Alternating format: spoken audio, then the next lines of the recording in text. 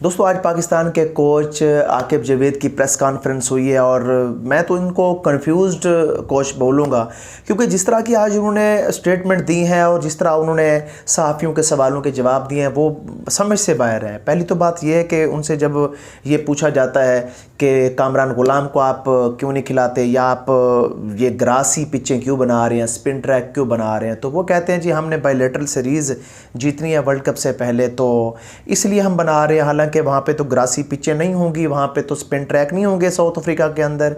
तो यहाँ पे भी उनकी ये स्टेटमेंट सामने आई। उसके बाद इंडिया के हवाले से भी उनसे सवाल पूछा गया। भी इंडिया ने अपना एशियन गेम्स के लिए फुल फ्लैज जो स्क्वाड का ऐलान किया है, तो आपने क्यों सारी यानी कि अंडर 19 उठा के आपने स्क्वाड के अंदर रख दिए। तो इनके ऊपर भी बड़ा अटपटा सा उनका जवाब था कि भाई हमने अपनी फुल फ्लैश टीम इंडिया के सामने उतारी है और वो साल में एक दफ़ा नहीं 5 दफ़ा वो मैचेस हारे हैं इंडिया से, तो हम चाहते हैं इस बार कुछ नया हो जाए। तो इसलिए हमने इंडिया की यानी कि A+ टीम के सामने हमने अपनी B टीम उतारी है, जिसमें सिर्फ साहबजादा फरहान को आप देखेंगे या बाकी जितने भी प्लेयर्स हैं वो नए प्लेयर हैं अंडर 19 से। तो इसमें अब जो लॉजिक दोनों सामने आई हैं उसके ऊपर आज हम खुल के बात करेंगे। तो पहली तो बात यह है कि इस वक्त क्रिकेट के करता धरता हैं आकिब जावेद, और आकिब जावेद और माइक हैसन की जो सोचें हैं वो बहुत डिफरेंट है।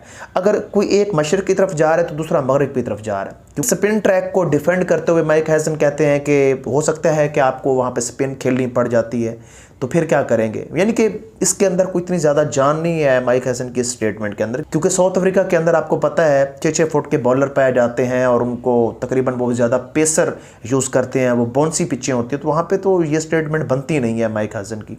तो इधर आकिब जावेद साहब वो स्टेटमेंट देते हैं कि हमने वर्ल्ड कप से पहले बायलैटरल सीरीज़ें खेलनी है ताकि ये ना हो कि कहीं हम लगातार मैचेस हारते रहें और वर्ल्ड कप के करीब जाकर हमें क्वालिफाइंग राउंड खेलना पड़े। बाय द वे पाकिस्तान के ऊपर एक पोजीशन ऐसी आई थी कि जब पाकिस्तान को भी क्वालिफाइंग राउंड खेलना पड़ गए थे, लेकिन बच गया था पाकिस्तान उससे।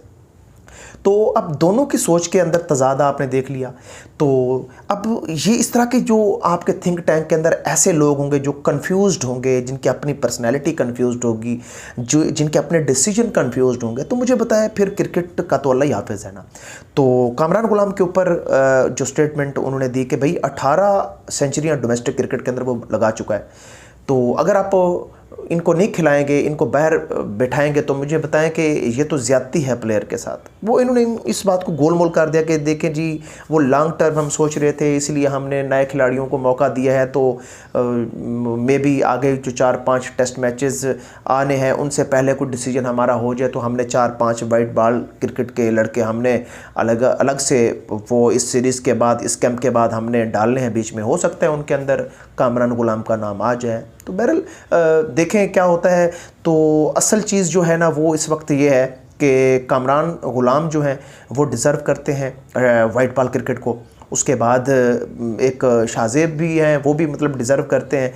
तो देखते हैं कि आकिब जावेद कितने हद तक अपने इन डिसीजन में कामयाब होते हैं। सबसे पहली बात तो ये है कि माइक हैसन भी कोच है पाकिस्तान क्रिकेट टीम के और आकिब जावेद भी कोच है, तो दोनों के दरमियान हम आहंगी आपको नज़र नहीं आ रही। एक अगर इधर चल रहा है तो दूसरा इधर चल रहा है, तो ये चीज़ें भी बड़ी अलार्मिंग हैं वर्ल्ड कप से पहले या पाकिस्तान क्रिकेट के अंदर।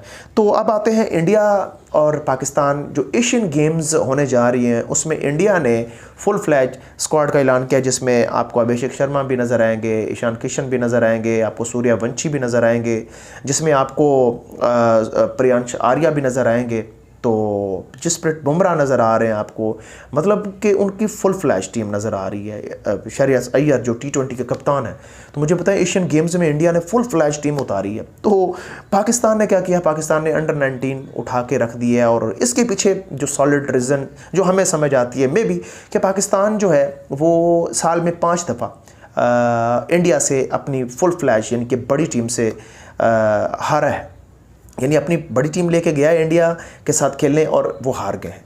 तो मे बी ये डिसीजन इनका हो कि भाई अब नई टीम नए खिलाड़ी उतार के इंडिया के सामने देखते हैं। अगर हार भी जाएंगे तो चलो फेस सेविंग हो जाएगी कि यार हमारे बच्चे थे, अगर जीत गए तो हमारे लिए एक बड़ा मतलब डबल हेडर होगा कि हमारी ये छोटी टीम जो है वो इंडिया की बड़ी टीम को हराने में कामयाब हुई है। तो ये स्ट्रेटजी मुझे समझ आ रही है और तकरीबन होगी भी यही। और ये भी मैं आपको बता दूं कि अंडर 19, उसके बाद पाकिस्तान ने एशिया कप और अंडर 19 का जो टूर्नामेंट था उसमें भी इंडिया को शिकस्त दी थी, एशिया कप के अंदर भी इंडिया को शिकस्त दी थी इन्हीं छोटी टीम ने। तो मे भी उसमें ये सूर्यवंशी भी थे, इसके तकरीबन सारे प्लेयर थे इंडिया के।